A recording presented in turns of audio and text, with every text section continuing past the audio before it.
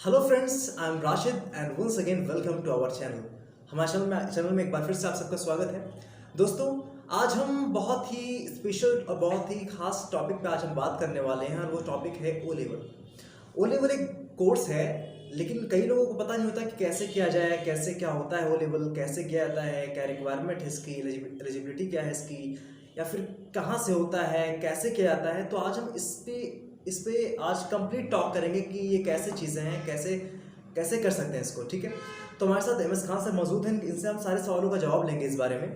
तो सर, सबसे पहला सवाल आपसे ये है कि ओ लेवल है क्या चीज़, या फिर काफ़ी लोगों के माइंड में क्वेश्चन आते हैं कि ओ लेवल क्या चीज़ है, तो इसके बारे में आपका क्या ख्याल है, क्या चीज़ें होती हैं सर? सबसे पहले मैं आपको धन्यवाद कहना चाहूँगा। ये क्वेश्चन बहुत ही लाजवाब है। देखिए, ओ लेवल जो है वो एक सर्टिफिकेट कोर्स है। Okay sir. जैसे ट्रिपल सी, बीसीसी या ईसीसी है, ऐसे ही ओ लेवल कोर्स है। तो ओ लेवल एक सर्टिफिकेट कोर्स है और इसको करने के बाद आप एक ज़बरदस्त डिग्री के मालिक हो जाते हैं, ज़बरदस्त सर्टिफिकेट के मालिक हो जाते हैं। तो ये बहुत ही बेहतर रहेगा आपके लिए।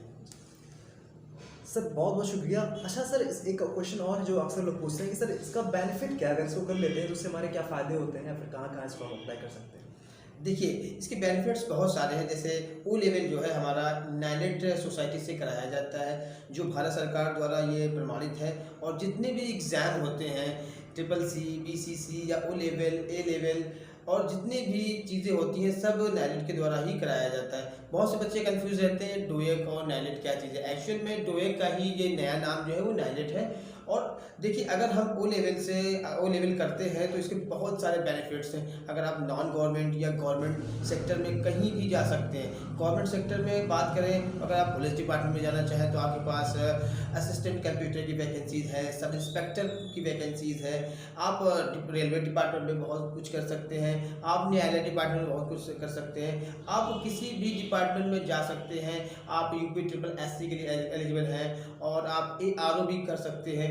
आप अगर ओ लेवल कर लेते हैं तो आपके काफ़ी रास्ते और काफ़ी अपॉर्चुनिटीज़ आपकी खुल जाती है। और अगर हम बात करते हैं नॉन गवर्नमेंट सेक्टर की, तो इसमें भी बहुत ज़्यादा आप आगे बढ़ सकते हैं, अगर क्योंकि आपके पास एक सर्टिफिकेट है जो ओ लेवल का है, जो एक काफ़ी रेप्यूटेड सर्टिफिकेट माना जाता है। अगर आप ओ लेवल कर लेते हैं तो आप, मेरा ख्याल है कि काफ़ी हद तक अपने लाइफ को बेटर बना सकते हैं। जी शुक्रिया सर, बहुत इसका जवाब देने के लिए।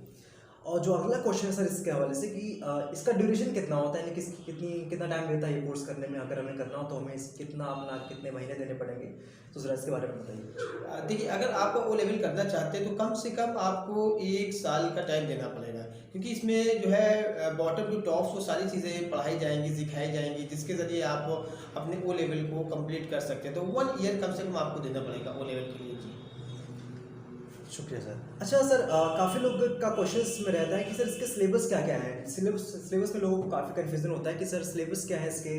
कभी कभी जो है इसमें लोगों को काफ़ी ज़्यादा कन्फ्यूज़न होती है, तो ज़रा इसके सिलेबस को आप अगर एक्सप्लेन कर सकें तो सर। बिल्कुल।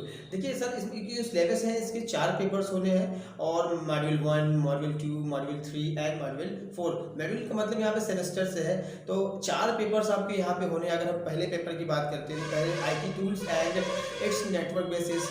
अगर हम दूसरे पेपर की बात करते हैं तो आप यहाँ पे आप समझ सकते हैं डिज़ाइनिंग और वेब डिज़ाइनिंग और पब्लिशिंग का काम इसमें आपको सिखाया जाएगा। अगर तीसरे पेपर की बात करते हैं तो हम यहाँ पे प्रोग्रामिंग और प्रॉब्लम सॉल्विंग थ्रू, पहले तो C लैंग्वेज था लेकिन अभी इसको चेंज कर दिया गया है, तो आप पाइथन के ज़रिए कर सकते हैं। और पेपर 4 जो है वो आपका है IoT यानी इंटरनेट ऑफ नेटवर्क बेसिस। तो आप यहाँ पर भी सारी चीज़ें आसानी से कर सकते हैं। Okay, thank you sir. अच्छा, अगला सवाल जो हमारा इससे है वो है कि सर इसमें हमारे कौन कौन से पेपर्स कितने कितने नंबर के होते हैं, यानी किन मार्क्स क्या क्या होते हैं उसके मैक्सिमम? देखिए, हर पेपर जो है वो 100 मार्क्स का होता है। इसकी जो कैटेगराइज होती है, एक ऑप्शनल टाइप का होता है, मैचिंग टाइप होता है, और फिल इन दी ब्लैंक्स होते हैं। और जो 60 मार्क्स के आते हैं वो लॉन्ग टाइप आंसर आते हैं। 40 मार्क्स आपके छोटे और रिलेटिव क्वेश्चन होते हैं, जो बड़े होते हैं उसको आपको राइटिंग करना पड़ता है। तो 60 मार्क्स आप जो है बड़े क्वेश्चन के लिए जाएंगे। जी, यानी कि जो 40 क्वेश्चन हमारे हो गए टिक लगाने वाले, यानी कि MCQ क्वेश्चंस, बाकी फिल इन द ब्लैंक्स, और ऐसे छोटे मोटे क्वेश्चंस ट्रू फॉल्स, बाकी जो लेंथी क्वेश्चंस होते हैं इसमें हमें एक्सप्लेनेशन लिखना होता है, वो हमारे 60 नंबर से जी आते हैं। ओके, शुक्रिया सर। अच्छा, नेक्स्ट क्वेश्चन जो है वो जो अक्सर अक्सर इसको आप कह सकते हो डिमांड करते हैं कि सर अगर हम इसी कोर्स को 12 महीने का तो कोर्स हमारा है ही, अगर हम इस कोर्स को सर किसी बहुत लोगों के पास टाइम का शॉर्टेज होता है कि सर अगर हम इसको कम समय में कर पाएँ कि अगर इसको हम 12 महीने के अंदर ना करके हम इसको 6 महीने के अंदर कर सके तो उसके बारे में लोग काफ़ी डिमांड करते हैं। तो ऐसे अगर क्या ये मुमकिन है, क्या हम इसको ऐसे भी कर सकते हैं 6 महीने के अंदर अगर हम करना चाहें तो? देखिए बिल्कुल ये पॉसिबल है, लेकिन अगर आप इसको 6 महीने में करना चाहते हैं तो देखिए अगर आपने पहले से BCA कर रखा है, BTech कर रखा है या ADCA कर रखा है या ECC कर रखा है तो आप इसको 6 मंथ में कर सकते हैं, क्योंकि ये जो कोर्सेज आपने कर रखे हैं, ये जो आप जो कर रहे हैं तो इसमें 50 to 60% कोर्सेज पहले से जो है इसमें कवर रहते हैं। इसकी वजह से आप अगर ये सारी ADCA, ECC या फिर BTech या BCA कर रखा है तो आप 6 मंथ्स आपके लिए बेटर है, आप आराम से इसको क्रैक कर सकते हैं। यानी कि इसका हमें प्री नॉलेज थोड़ा सा होना चाहिए, जैसे कि हमारे जो भी कोर्सेज हमारे आपने बताए जी। ECC हो गया, ADC हो गया, तो इन सबका नॉलेज अगर हमारे पास है तो ये हमारा 50% उसका कवर कर देगा। बिल्कुल बिल्कुल सर, बिल्कुल। सर इसको हम ऑनलाइन और ऑफलाइन दोनों कर सकते हैं? ये स्पेशली ऑफलाइन मोड है, आप इसको स्पेशली ऑफलाइन ही दे सकते हैं। सो आप इसको रिटेन कर सकते हैं और लॉन्ग आंसर के रूप में कर सकते हैं। अभी तक ऑनलाइन इसका कोई मामला नहीं बना है, तो ऑफलाइन आप इसको आराम से दे सकते हैं। ये 3 घंटे का पेपर होगा जो आप 1 by 1 आवर क्वेश्चन अटैम्प्ट करेंगे। Thank you very much. और इसके साथ साथ अगर आप ये पेपर्स अटेंड करते हैं और पेपर जो है आप अगर एक बार आप रजिस्टर्ड कर लेते हैं अपने आप को तो 5 साल के लिए आप एलिजिबल हो जाते हैं। इन 5 सालों में आप अपने 4 पेपर्स को कवर कर सकते हैं और आप चारों पेपर कवर करने के बाद आप प्रैक्टिकल है, इसके बाद प्रोजेक्ट है। जब तक प्रोजेक्ट और प्रैक्टिकल आप फाइल अप नहीं करेंगे तब तक आपके लास्ट जो सर्टिफिकेट है वो इशूज़ नहीं होने हैं। तो सब ज़रूरी है कि अगर आप चाहें तो एक साल में 2 बार पेपर्स होते हैं, जुलाई में होते हैं और जनवरी में होते हैं। अगर आपकी अच्छी तैयारी है तो आप चाहे तो चारों पेपर एक साथ दे सकते हैं, प्रैक्टिकल के साथ दे सकते हैं। और अगर आपकी तैयारी नहीं अच्छी है तो आप 2 पेपर्स दे सकते हैं जुलाई में, फिर 2 पेपर जनवरी में दे सकते हैं। ऐसे करके अगर आपकी तैयारी एक साल अच्छी नहीं है तो दूसरे साल भी आप दे सकते हैं। मतलब 5 ईयर्स के लिए आप एलिजिबल है और 5 साल के अंदर आप इसको जब चाहे इसको कवर अप कर सकते हैं। जी बिल्कुल, यानी कि जैसे हमारी तैयारी है उस हिसाब से अपने पेपर्स को दे सकते हैं सर।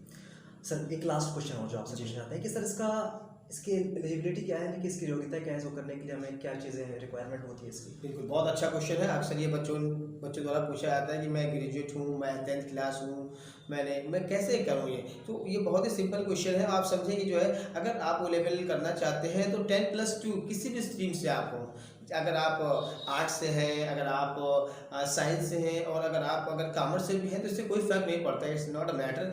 आप इसको फाइल अप कर सकते हैं, अपने आप को रजिस्टर्ड कर सकते हैं, कोई दिक्कत नहीं है।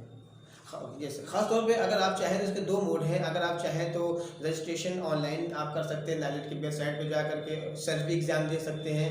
और अगर आप चाहें तो बाई इंस्टीट्यूशंस, किसी भी इंस्टीट्यूशंस में आप एडमिशन ले करके अच्छा कर सकते हैं। क्योंकि अगर आप सेल्फ करते हैं अच्छा तो बहुत है, कोशिश कर सकते हैं, लेकिन जैसे पाइथन हुए, लैंग्वेज, कुछ ऐसी चीज़ें इसमें हैं जो आपको अगर टीचर्स पढ़ाएगा तो ज़्यादा बेहतर रहेगा सर। तो मेरा ख्याल है आपको किसी न किसी आसपास अच्छे इंस्टीट्यूशन में जाकर O लेवल की तैयारी करनी चाहिए, क्योंकि सबसे ज़्यादा इंपॉर्टेंट टाइम होता है, क्योंकि टाइम ही लाइफ है। अगर आपने टाइम गंवा दिया 2-4 साल और आपका O लेवल नहीं कंप्लीट हुआ, जो आपकी कमिंग अच्छी वैकेंसीज हैं वो आपसे छूट जाए तो फिर आपका O लेवल करने का कोई मतलब नहीं है सर। तो दैट्स वाई मेरी यही रिकमेंडेशन है कि आप कोशिश करके आप किसी अच्छे इंस्टीट्यूशन से कर लें जिससे कि आपको फ़ायदा मिले, क्योंकि सूझे से बूझा भला। क्योंकि अगर हम किसी से एडवाइस ले लेते हैं तो वो ज़्यादा बेहतर होता है। क्योंकि कामयाब होने के लिए ज़रूरी नहीं है कि हम हर चीज़ को आप कवर करें, हर चीज़ को जो है देखें। आप किसी भी कामयाब आदमी या कोई भी जो कामयाब इंस्टीट्यूशन है उसके वो फॉलो करें और आसानी से आप एग्जाम क्रैक करें। Okay, thank you very much sir आपका जवाब देने के लिए। तो दोस्तों आज आप देखा कि O लेवल क्या चीज़ें होती हैं। आज आपको सारे आंसर मिल गए जो आप पूछना चाहते थे कहीं ना कहीं। तो बहुत बहुत शुक्रिया इस वीडियो को देखने के लिए। आगे और सारे टॉपिक्स और सारे कोर्सेज पर आप वीडियो आपके लिए हम लाते रहेंगे। तब तक के लिए शुक्रिया। वीडियो को सब्सक्राइब कर दीजिए और साथ में वीडियो को पूरा देखा करिए हमेशा आप हमारे वीडियोज़ को। तब तक के लिए शुक्रिया। Thank you very much.